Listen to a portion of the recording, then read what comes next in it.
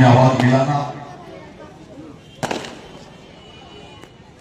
आवाज ऐसी होनी चाहिए कि जो सपने के साथ भगत सिंह ने फांसी खाते समय कहा था कि मैं लाखों करोड़ों भगत सिंह पैदा करूंगा, मैं ऐसा काम करूंगा जिससे क्रांति देश में आएगी। मैं चाहूंगा पपावर से ये आवाज हमारे उस महान पुरुष शहीद भगत सिंह, आजम भगत सिंह तक जानी चाहिए। दोनों हाथ भरे करके, मुट्ठियां बंद करके मेरे साथ नारा लगाएंगे, इंकलाब जिंदाबाद। ऊपर वाले गोल नीला नारे जो साहब भगत सिंह को जानते नहीं होंगे आप लोग, ऊपर वाले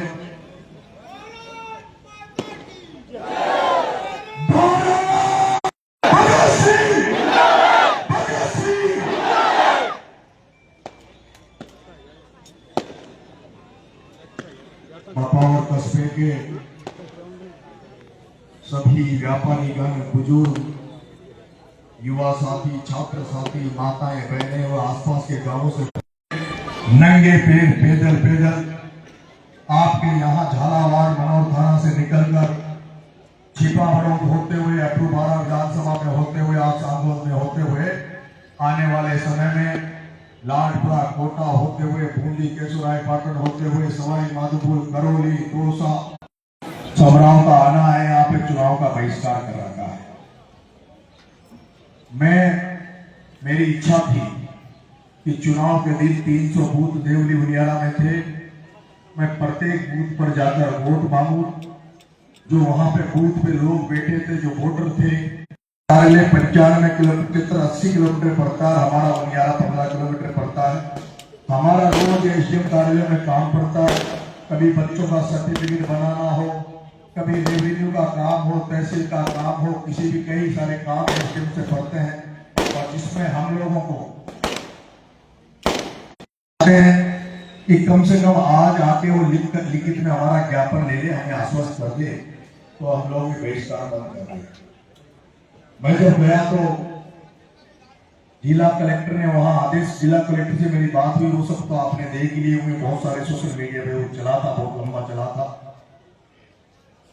साथ बोलने का मौका मिला।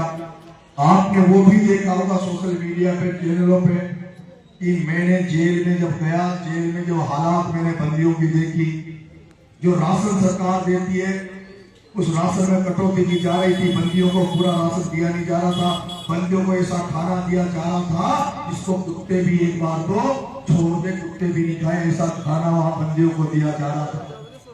मैं जब जेल में गया तो मेरे लिए वीआईपी व्यवस्था थी, सब्जी अलग बनती थी, रोटी अलग मिलती थी, मुझे बेरिक अच्छा मिला हुआ था, मेरे साथ ज्यादा भीड़ भाड़ नहीं था। लेकिन जब मैंने 5-7 दिन बाद में देखा कि जिस स्ट्रॉन्ग जेल में 400 बंदी रहते हैं, वो 400 बंदी जो सब्जी खाते हैं, दाल में दाल नहीं दिखती, सब्जी में मिर्ची नहीं है, सब्जी में मसाले नहीं है, तेल नहीं है, रोटियां जली हुई है। मैंने कहा मेरे 400 बंदी जो खाना खाते हैं, नरेश मीणा भी वही खाना खाएगा, नरेश मीणा अलग से सब्जी नहीं खाएगा, नरेश मीणा अलग से नहीं रहेगा, नरेश मीणा वही खाना खाएगा जो 400 बंदी खाएगा। फिर शुरू में मैंने सोचा कि जेल में ऊपर का जो सरकार वो इतना ही माल देती होगी, लेकिन मुझे 5-7 दिन बाद में पूरी, जब मैं जेल को समझ गया, पूरी जेल में घूमने लगा, और जब पूरी जेल को समझ गया तो मुझे पता लगा कि 100 बंदियों पे एक दिन का 200 रुपए का राशन आता है, एक बंदी का 200 रुपए का राशन आता है, एक बंदी का। 400 बंदी जब 80,000 रुपए राशन खा रहे थे, 30 दिन का जो राशन बंदियों को मिलता था, उसमें 20 दिन के राशन को 30 दिन कर दिया जाता था, 10 दिन का राशन तो पूरे के पूरे तो खा जाते थे, और जो वीआईपी सब्जी हमारे लिए अलग से आती है। फिर बूंदी आ गया, बूंदी में जो हुए हालात, वहां भी थाली फेंकी, जो थाली आई उसको फेंकी। मैं पूछूं भाई मैं कोई बड़ा बन गया क्या, चक्कर है क्या, लफड़ा है, इतनी पुलिस कैसे लगाते हो तुम मेरे साहब?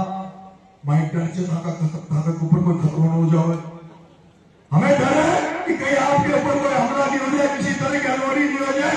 जब आपने समरावता में जब गिरफ्तारी हुई, उसके बाद जब गाड़ियों में आग लगा दी गई, जब पुलिस की गाड़ियां तोड़ दी गई, अगर आप पे हमला हो गया तो सरकार का क्या होगा? फिर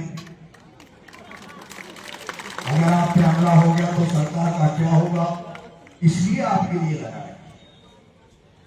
जब वो सिपाही, जब मैं बात करता था, वो सिपाही जो जाते थे पुलिस की गाड़ियों में, वो कहते थे कि भाई साहब, जब से आप इस जेल में गए हो, जेलों में जो बंदी हमारे साथ जो तारीखों पर जाते हैं, वो बंदी हमसे ये कहते हैं कि हे भगवान, नरेश मीणा जैसा नेता हर जेल में बंद रहना चाहिए, ताकि बंदियों के सारे कष्ट दूर हो जाए, सारे बंदियों का कष्ट दूर हो जाए। मैं अब जेल से बाहर आ गया, लेकिन मैं जेल में उन बंदियों से कह के आया हूं कि अभी तो मैं 2 जेलों की मैंने व्यवस्था सुधारी है, और भगवान करेगा लोगों का आशीर्वाद मिल जाएगा, जनता का आशीर्वाद मिल जाएगा, तो राजस्थान की पूरी जेलों की व्यवस्था ठीक कराने का काम नरेश मीणा करेगा। इसके साथ साथ ही मैं लंबा बोल सकता हूं पूरा, कोई दिक्कत तो नहीं है तेरे मुझे? हाँ जी, हाँ, देखो ऐसा है, ये जन क्रांति यात्रा में आपने पहली बार देखा होगा, ना कोई माला है, ना कोई सापा है। ये नेता नागड़ा आवचा, वोट मांगवा, 1 घंटों तो फलाना पटेल आ जा, फलाना सरपंच आ जा, फलाना ये आ जा, फलाना वो आ जा। बेचारी जनता तो भाषण सुनवा आवचे, जनता तो बाता सुनवा आवचे, 1 घंटों तो नेता उम्र निकाल देते। हमारे यहाँ ये नहीं है। मैं नंगे पैर चल रहा हूँ, साफ साफ कह दिया, कोई माला अलाउ नहीं है, कोई सापा अलाउ नहीं है। मंच पे हमें केवल कुछ ऐसे लोग जो जनता जिनसे प्रेरित हो, जनता जिनसे प्रेरणा ले, ऐसे लोग बोले। आदरणीय प्रमुख साहब ने आपको बताया। उसके बाद मेरे भाइयों, वहां एक सिपाहियों की भी समस्या थी, उसको भी मैं दूर करूंगा। एक दिन 26 जनवरी को डिस्ट्रिक्ट जज साहब जेल में आते हैं, मुझे बोलने का मौका दिया। जब मैं आदरणीय डीजे साहब टोंक के जो डिस्ट्रिक्ट जज थे, उनके सामने जब मुझे बोलने का मौका दिया, तो मैंने उस दिन कहा था कि आदरणीय जज साहब, मैंने गलती तो की है,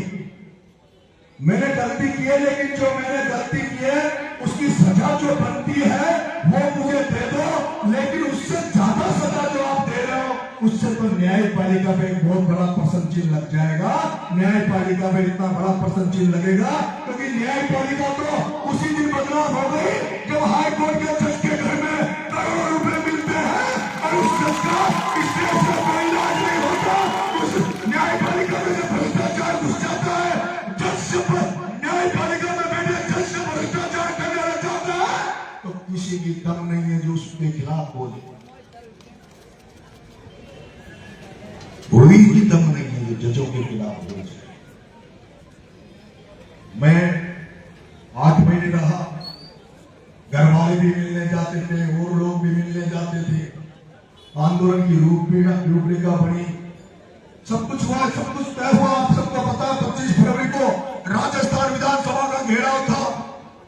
राजस्थान की आईबी ने रिपोर्ट पेश करी कि 4.5 लाख लोग जयपुर में आ रहे, 4.5 लाख लोग विधानसभा को घेरेंगे, और वो भी जब नरेश मीणा के समर्थक आ रहे, जो नरेश मीणा की जो स्टाइल है काम करने की, नरेश मीणा के समर्थक भी नरेश मीणा के जैसे हैं। अगर 4.5 लाख लोग अगर जयपुर में आ गए तो चक्का जाम हो जाएगा, सरकारें अस्त व्यस्त हो जाएगी, तख्ते पलट हो जाएंगे, सरकार का बचा नहीं पाएगी, सरकार संभाल नहीं पाएगी, और कोई बड़ा जनसंहार हो सकता है, बड़ा जनहानि हो सकती है। उसके बाद राजीनामा हुआ, समझौता होने के बाद में मैं जब छूटने का समय आ रहा था, तो मेरे जितने भी मिलने वाले जाते थे, मेरे को दुख इस बात का होता है, मेरे जितने भी मिलने वाले जाते थे और अभी भी मेरे से कई हालती में मिलते हैं, वो मेरे से कहते हैं भाई साहब तब तो आप नहीं मिले, फिर मुद्दे हो गए। भाई तो पक्का अपने मेले में जाऊंगा, भाई साहब अब तो पक्का अपने पद मिल जाओगे। अरे मेरे भाइयों, मैं उस राजस्थान विश्वविद्यालय की राजनीति सीख के आया, जहाँ ये भाया वगैरह प्रताप सिंह सिंघवी वगैरह तो उस जयपुर की तरफ सीखने गए हैं, और मैं तो सीख कर उधर से आया हूँ। ये लोग तो राजनीति यहाँ से जाकर वहां सीखने गए जयपुर में, लेकिन नरेश मीणा तो राजनीति की नर्सरी राजस्थान विश्वविद्यालय से सीख गया। राजस्थान की राजनीति, राजधानी से राजनीति सीख कर आया हूँ, जयपुर से राजनीति सीख के आया हूँ, और ऐसी राजनीति सीख के आया हूँ उस सारे नेताओं को चक्कर की तरफ घुमा दूंगा, चक्कर की तरफ।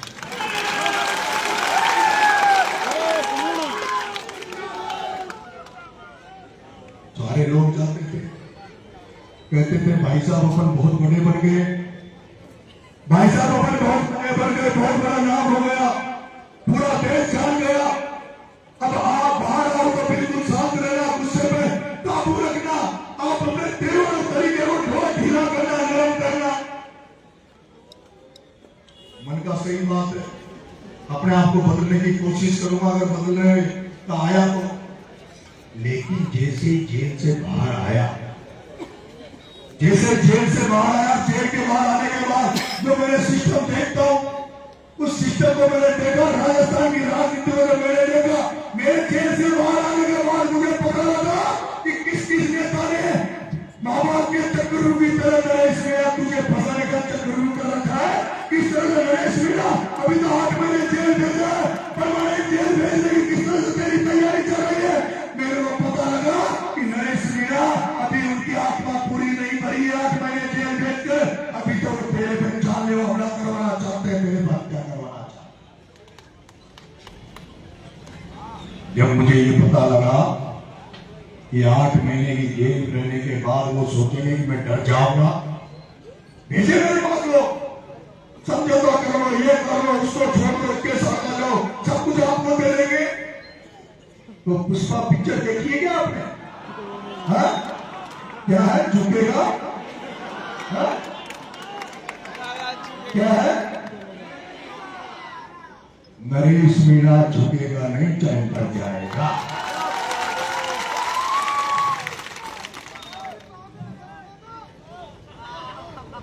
मैंने एक दिन अचानक से बाबा खाटू के दरबार में ढोक लेने के बाद, पर मेरे को ऐसा लगता है कि जिस तरह का संग्राम में कांड हुआ था, उस दिन जिस तरह का कांड हुआ था, गोलियां चल रही थी, बंदूकें चल रही थी, तो वो गोले जो गैस के गोले होते हैं, जो मिर्ची बम होते हैं, वो फेंके जा रहे थे। रात को 3 बजे हमारे पास खबर आई कि एक माँ और 2 बच्चे इस घटनाक्रम में एक्सपायर हो गए। लेकिन इस बाबा खाटू श्याम की कृपा रही कि उस दिन भी कोई जनहानि नहीं हुई। 8 महीने जेल में रहने के बाद भी मैं सेफ बाहर निकल के आ गया, और अभी अचानक जेल से बाहर आने के बाद रात में अचानक दिमाग में चीज आई कि कोटोना जो अभी मुद्दे, ऐसे मुद्दे जिनको अन्ना हजारे सही नहीं कर पाया, जिनको कांग्रेस कभी सही नहीं कर पाई, जिनको नरेंद्र मोदी सही नहीं कर पाया, नरेश जो भगत सिंह ने सपना देखा था, वो सपना अधूरा पड़ा है। उस सपने के लिए नरेश तुझे लड़ना चाहिए, तुझे सड़क पर निकलना चाहिए, और नरेश को तू जब निकलेगा तो मैंने ये किताबें बहुत, इस बार जेल गया तो ये भगवान उनको धन्यवाद देना चाहता हूँ जिन्होंने जेल भेजा, उनको धन्यवाद देना चाहता हूँ जिन्होंने जेल भेजा। और मेरे को कह रहा था, मेरे घर वालों ने कहा, अरे मुझे अभी मत छुड़ाओ, बाहर काम भी नहीं है, अभी तो चुनाव भी 2.5 साल बाद में, 5 साल बाद में चुना लीजिए, और उसको आवाज जनता और भावना बढ़वा दो, अरे बाहर आओगे बेगल में क्या होगा। लेकिन यहाँ बेगल छुड़ा ली, यहाँ बेग जल्दी वाली कर दी। मैं जब वहां सोच रहा था, मेरे भाइयों, मेरे युवा प्यारे भाइयों, किसान भाइयों, भगत सिंह ने हंसते हंसते इस देश की आजादी के लिए फांसी का फंदा अपने गले में डाल लिया था। महाराणा प्रताप ने राजपाट, गढ़, किले, हाथी, घोड़े, सैनिकों को सबको छोड़कर केवल अतीत को स्वीकार नहीं की, इसलिए गढ़, किले सब छोड़कर जंगल में घास की रोटी महाराणा प्रताप ने खाई। झांसी की रानी ने सब कुछ छोड़कर अंग्रेजों करते अपने प्राण न्यौछावर कर दिए। आज वो जहां कहीं भी होंगे, जिस भारत के लिए लड़े हो, इस देश के लिए लड़े हो, वो क्या सोच रहे होंगे कि उन्होंने क्या इस देश के लिए, आज जो देश बना हुआ, जिस तरह देश में हालात हो गए, क्या इस देश में इस हालातों के लिए उन्होंने क्या अपनी कुर्बानियां दी थी क्या? मैं पूछना चाहता हूँ, भगत सिंह ने नारा दिया था, भगत सिंह का इतने संकल्प थपना था कि भारत देश धर्मनिरपेक्ष होना चाहिए, भारत देश समाजवाद होना भारत में चाहिए, भ्रष्टाचार नहीं होना चाहिए, चारों तरफ सब लोगों को न्याय होना चाहिए। मैं पूछना चाहता हूँ, ये जो जन क्रांति यात्रा में निकाल रहा हूँ, 11 मुद्दों के साथ निकाल रहा हूँ, वो जो मिलावटखोर जो तुम्हें रोज कैंसर परोस रहे, तुम्हें हार्ट अटैक परोस रहे, जो मिठाइयों में जहर मिला रहे, जो दूध में जहर मिला रहे, जो सब्जियों में जहर मिला रहे, जो खाद बीज में जहर मिला रहे, आज हमें दुख होता है। मेरे गांव में भी चले जाओ तो गांव में भी अगर पड़ोसी के घर से घी लोगे तो वहां भी शक होता है कि ये घी असली है कि नहीं है, शक होता है कि ये घी असली है कि नहीं है।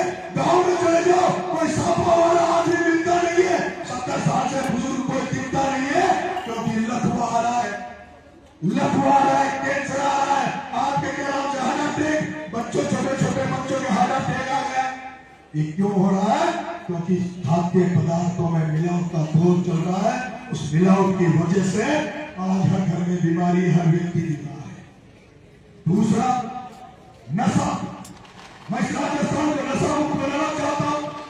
नशा इसमें भी आपके यहाँ बपौर में भी होंगे, वो नशेड़ी जो नशा करते हैं, पहले खुद के शरीर को खत्म करते हैं, फिर परिवार को खत्म करते हैं, और जब परिवार से खुद से उनके नशे की पूर्ति नहीं होती तब वो आसपास चोरियां करते, चकारियां करते, आसपास के वातावरण को गंदा करते, रात में लोगों को, सोते हुए लोगों को मार देते, एक पुलिस स्नेक के चक्कर में हत्या कर देते, एक पुलिस स्नेक के चक्कर में हत्या।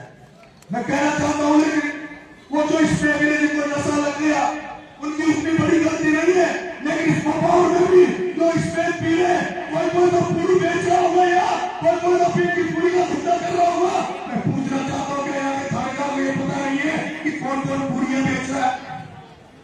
क्या यहाँ पता नहीं कौन पूरियां बेच रहा है? अगर बपौर में कोई पूरी नहीं बेचेगा, सांगों में पूरी नहीं बेचेगा, गाँव में पूरी नहीं बेचेगा, बाहर में पूरी नहीं बेचेगा, तो पूरी ये पीने वाला लाएगा कहां से? ये पूरी लाएगा कहां से? और जब इसलिए मैंने दूसरी मांग मेरी है कि राजस्थान को नशा मुक्त करूं, लेकिन सरकारों के भरोसे तो छोड़ने वाला नहीं है।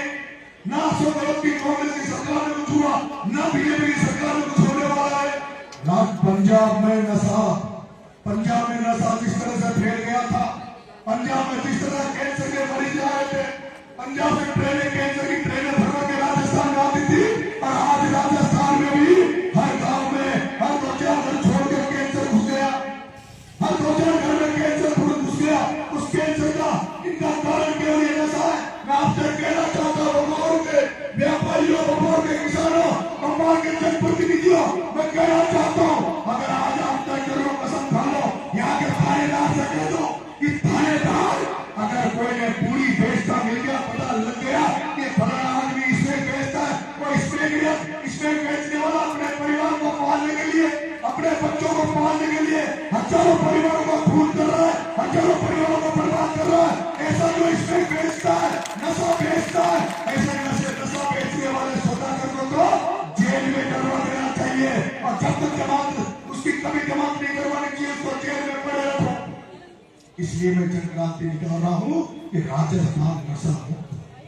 8 बजे के बाद सरकार का रवैया की शराब की दुकानें नहीं खुलेगी, लेकिन मेरे को लगता है कि 8 बजे के बाद ही दुकानें चालू होती है।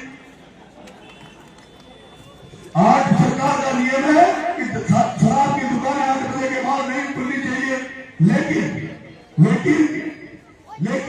मुझे तो ऐसा लगता है कि दारू की दुकानें 8 बजे के बाद खुलती है। आप जितने भी इस रोड पे क्या बोलते हैं ढाबे, उन ढाबों में चले जाओ, उन सारे ढाबों पे अभी भी चले जाओ तो बियर मिल जाएगी, बोतल मिल जाएगी, 2 बजे ले लो, 3 बजे ले लो, रात को फिर वो लोग पी के, और फिर दारू पीने के बाद आदमी पहुंच रहता नहीं है। मेरी माताएं बहनें परेशान है दारू से। दारू अगर बपौर में मिले, छोटे प्रमाण में एक क्वार्टर पी के आदमी सो जाएगा, दूसरा क्वार्टर लेने के लिए उसको 2 किलोमीटर 3 किलोमीटर आना पड़ेगा, उसको हो सकता है 3 किलोमीटर नहीं चल पाए। लेकिन जब गांव में मिल जाती दारू तो गांव में मिलने वाला क्वार्टर पीता, फिर क्वार्टर थोड़ी कम होती है, दूसरा ले आता, तीसरा ले आता। इस वजह से हमारा समाज बर्बाद हो रहा है। इसलिए जन जागृति आंदोलन, जन क्रांति आंदोलन, इसके माध्यम से जनता को भी जगाना चाहता हूँ और सरकारों को भी जगाना चाहता हूँ। इसलिए मेरे मुद्दे है, भ्रष्टाचार खत्म हो। भ्रष्टाचार खत्म कैसे हो मेरे भाइयों? ये जो थाने बने हुए हैं, ये जो तहसीलें बनी हुई है, एसडीएम बना हुआ है, अगर जो तहसील जो जनता के तनाव करके इस काम के लिए बना है, जो थाना आम जन को न्याय दिलाने के लिए बना है, और अगर उस थाने के अंदर थानेदार आम जन से पैसा लेकर उसके साथ काम करता हो तो उस थाने में आग लगा देनी चाहिए। वो थाना कोई काम कर रही है, वो थाना कोई काम कर रही है। जिस थाने को आम जन की मदद के लिए बनाया है, जिस थाने को कमजोर गरीब की रक्षा के लिए बनाया है, अगर वो थाना गरीब और कमजोर की रक्षा नहीं कर पाए और थाना बड़े लोगों की अधिकारियों की बात माने तो उस थाने को आग लगा देना चाहिए। उस थाने का रहने का कोई मतलब नहीं। मैं और कहता हूं, तहसील में जाओ, अगर तहसील आप देखा तहसीलदार भ्रष्टाचार कर रहा है, तहसीलदार पैसे खाता है, पैसे लेता है, तो फिर उस तहसील का मतलब क्या है? जिस तहसील में बिना पैसे के काम नहीं होता। और मैं आपसे कहना चाहता हूं, एक भी आदमी ऐसा नहीं होगा, एक भी आदमी ऐसा नहीं होगा जो ये कह दे कि मैंने बिना एक पूरी टाइम में एक बार रिश्वत नहीं दी होगी। प्रमुख साहब ने भी रिश्वत दी होगी, पटेल जी ने भी किसी काम में दी होगी, जितने बैठे इन्होंने देता है आपके, इन्होंने भी रिश्वत दी होगी, आप सबने रिश्वत दी होगी, कहीं न किसी न किसी रूप में रिश्वत जरूर दी होगी।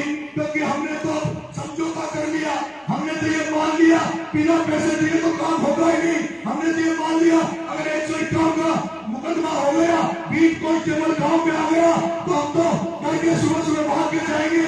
सिपाही थानेदार जी सिपाही आई छो टाइगर आई छो तो पतो ना साहब तो भाई अपना साहब पीछे देता है बड़ा केस पड़ रही हो जो 117 को छोड़ देगा, केस पड़ रही हो जो 117 को छोड़ देगा। 307 को केस होगो, 307 को केस होगो तो रेट बढ़ जाओगी, फीसा दे देगा तो 307 को 323 में बदल देगा। और अगर 323 को केस से फीसा न दिया तो 307 में बदल जाओगे। जिसे मारो पर आगे जो मारो पर मुकदमा जो 323 341 332 353 को और लगा जो चांद लेवा हमला को मैंने कहा चांद लीजिए थप्पड़ दीजिए, हाँ मैंने चांद लीजिए। मैंने कहा एक बड़ा अधिकारी एक एसडीएम आपके अपने अधीनस्थ जो छोटी नौकरी करती है आंगनबाड़ी की महिला चित्रा मीणा, वो आंगनबाड़ी की महिला चित्रा मीणा का हाथ पकड़ के एसडीएम कहता है कि वोट देने तो तेरी नौकरी भागाऊंगा, वोट देने तो तेरी नौकरी भागाऊंगा, जबरदस्ती वोट दिलाऊंगा। मैं धन्यवाद और सुबह चित्रा मीणा के माँ बाप को कि वो धन्य है जिसने नौकरी की परवाह किए बिना भी ईमानदारी में खड़ी रही, न्याय में खड़ी रही और पूरे एसपी कलेक्टर सरकार पूरी ताकत लगा दी थी चित्रा मीणा को चेंज करा दे, स्टेटमेंट चेंज करा दे, लेकिन नहीं की। मेरी आंखों के सामने मैं राजनीति करूं, जनसेवा करूं, मेरी आंखों के सामने कोई एसडीएम किसी महिला का हाथ पकड़ के उसकी बेइज्जती कर दे, उस पर दादागिरी करे, फिर मैं थप्पड़ नहीं दूं तो क्या करता भाई? मैं थप्पड़ नहीं दूं तो मैं क्या करता? मैं कहना चाहता हूं कई लोग 8 महीना की जेल जो चो डर जाओ, 8 ना तो 8 महीना सुधर, मैं 8 साल सुधर दूं। जितनी सांसा बची जमीन शरीर में, जितनी सांसें बची है वो सारी सांसें आप लोगों की सेवा में लगाना चाहता हूँ, गरीबों की सेवा में लगाना चाहता हूँ, किसानों की सेवा में लगाना चाहता हूँ, जनता की सेवा में लगाना चाहता हूँ। यहाँ से निकल रहा हूँ, नगर वोट में जब यात्रा खत्म होगी उस दिन मैं जो तय करूंगा, एक तो माधोपुर में मामला चल रहा 76 गाँव को हटाने का, वहाँ 76 गाँव को विस्थापित करके उनके घरों को तोड़ के उनकी जमीनों को छीनने का मामला चल रहा है। और दूसरा मामला जो पप्पू धाकर पे राजनीतिक षड्यंत्र के तहत पप्पू धाकर पे जो हमला किया था, पप्पू धाकर के जो हाथों गिरवाए थे, उस पप्पू धाकर की सीबीआई जांच करवाने का काम नरेश मीणा करेगा। ये कह रहे थे भजनलाल से समझौता हो गया जब तो मुंह बेबस छो जेल में छो मुंह बेबस छो जेल में छो। अब आगे बात गाना केवल आगे लोग तो बीजेपी में जा रहे थे वो तो बीजेपी में जा रहे थे। मैं वही काम करूंगा जो जनता जनार्दन चाहेगी। जिस दिन राजनीतिक फैसला लूंगा उस दिन भी आप ही की तरह हजारों लोगों को बुलाकर इकट्ठा करके हाथ खड़े करवाऊंगा। कहूंगा कि बीजेपी मुझे मुख्यमंत्री बना रही है, मैं बीजेपी में जाऊं नहीं जाऊं, फिर कितने हाथ खड़े करेंगे। फिर कहूंगा कांग्रेस मुख्यमंत्री बना रही है, कांग्रेस में जाऊं नहीं जाऊं, फिर कितने हाथ खड़े होंगे। फिर पूछूंगा बीजेपी में जाऊंगा तो ये होगा, कांग्रेस में जाऊंगा तो ये होगा, और तीसरा मोर्चा बनाऊंगा तो कितने लोग साथ देंगे, वो हाथ खड़े करवाऊंगा। फिर पूछूंगा कि चौथा निर्दलीय पार्टी बना लूं तो कितने लोग साथ देंगे। राजनीतिक फैसला पहली बार, राजनीति में पहली बार जनता जनार्दन के समकक्ष जनता के सामने लूंगा, जहां जनता कह देगी कि नरेश तुझे किसी पार्टी के दरवाजे पे नहीं जाना, नरेश तुझे निर्दलीय रहना तो निर्दलीय रहूंगा, नरेश तुझे इस पार्टी में जाना तो उस पार्टी में जाऊंगा। याद मैं आपसे स्पष्ट कर देना चाहता हूं, ये जो बहुत बना बुद्धि का लोग से ना, कम बुद्धि का, कहा तूने भजनलाल की तारीफ करी तो बीजेपी चल जाओ। आज बीजेपी मैं केवल जनता का हूं, मेरी जिम्मेदारी केवल जनता के प्रति है। मैं आपसे कह रहा हूं, एक मेरा मुद्दा है सरी गली राजनीति को बदलना, पूंजीवाद प्रति वंशवाद परिवारवाद की राजनीति को खत्म करना मेरा मकसद है। ये जितने भी एमएलए मंत्री ये जो मीडिया है ना, ये सोच रहे प्रमोद जैन भाई को मोहित हुए मंत्री बन जाओ, हमारी गहरारी उर्मिला जैन 3 बार तो सांसद लड़ी, जिला प्रमुख भी बने तो उर्मिला बने, यूथ कांग्रेस को अध्यक्ष भी बना तो प्रमोद जैन भाई को छोड़ो बना, लेकिन फिर कल्याण सिंह को छोड़ पाएंगे लोगों भाई, सारा प्रमोद जैन भाई का सारा घटना बन जाओगा। तो ये भरत जी महाराज साहब अनुदान हो गया, कांग्रेस में काम करता हुआ है, फिर कपिल को कहे वो यहाँ से गणित कह रहे हो। अब प्रमुख साहब हमारा माता भटवाला का रामचंद्र जी से, हंसराज जी से, वासु भी जीजू, सब लोग जिस दिन नरेश बन जाओगे आरती में आपको प्रतिनिधि राजनीतिक सम्मान मिलेगा, स्वाभिमान मिलेगा। सम्मान मैं चाहता हूं आपको, सम्मान मिले, स्वाभिमान मिले। प्रमुख साहब को तो यहाँ एक बार पायलट साहब आया जो मैंने कई बार देखा। मैं चाहता हूं रहो तो सम्मान से रहो, स्वाभिमान से रहो, और जहां सम्मान नहीं है, स्वाभिमान नहीं है, उसके साले के ठोकर मारो, चाहे वो मुख्यमंत्री हो। अब आप लोग इसका समापन कर रहे हैं। सुबह में यात्रा को यहीं से आरंभ करूंगा, आप लोग मेरी मदद करना। मैं आपको एक गारंटी दे रहा हूं कि कुछ बदले कि नहीं बदले, आरोपी का सिस्टम बदल दूंगा, व्यवस्थाएं बदल दूंगा, भ्रष्टाचार को खत्म कर दूंगा, यहाँ की राजनीतिक परिस्थितियों को बदल दूंगा। यहाँ जो चोर नेता होंगे, चोर नेता हो गए, उनको निपटा दूंगा। और ये सांगोर विधानसभा जगह सांगोर एमएलए मुझे हीरा नागर ऊर्जा मंत्री, वही ऊर्जा मंत्री जो मेरे को आगे गया कह लिया, वही है हीरालाल जी बैठी कर नहीं। मैं उन हीरालाल जी नागर साहब से कहना चाहता हूं, हीरालाल जी मैं तो इलाहाबाद में जाता, पहली उठाता जो वंशज से पप्पू धाकर, आप हीरालाल जी नागर, हीरालाल जी का कोई समर्थक हो, कोई सपोर्ट हो, क्योंकि हजारों लोग हैं मेरे को समर्थन दे रहे, सब लोग आए, बीजेपी के आए, कांग्रेस के भी आए, सब लोग आए, क्योंकि मैं तो जनता की लड़ाई लड़ रहा हूँ, निष्पक्ष होकर लड़ाई लड़ रहा हूँ। मुझे जिस तरह से आपका समर्थन मिल रहा, चाहे कांग्रेस का चांद भी है उसकी भी मैं तारीफ करता हूँ, बीजेपी का चांद भी है उसकी भी मैं तारीफ करता हूँ। लेकिन हीरालाल जी नागर, मैं इस पप्पू की धरती पर आपसे उस पप्पू धाकर के लिए न्याय मांग रहा हूँ, पप्पू धाकर के मामले की सीबीआई जांच की मांग कर रहा हूँ। हीरालाल जी नागर, आपके धाकर समाज का बेटा घाट पे पड़ा हुआ है, उसको प्रताप सिंह सिंघवी ने 50 लाख की सुपारी देकर उसके हाथ पांव छुड़वा दिया। अगर हीरालाल जी नागर आप उस पप्पू धाकर को न्याय नहीं दिला पाए, पप्पू धाकर को सीबीआई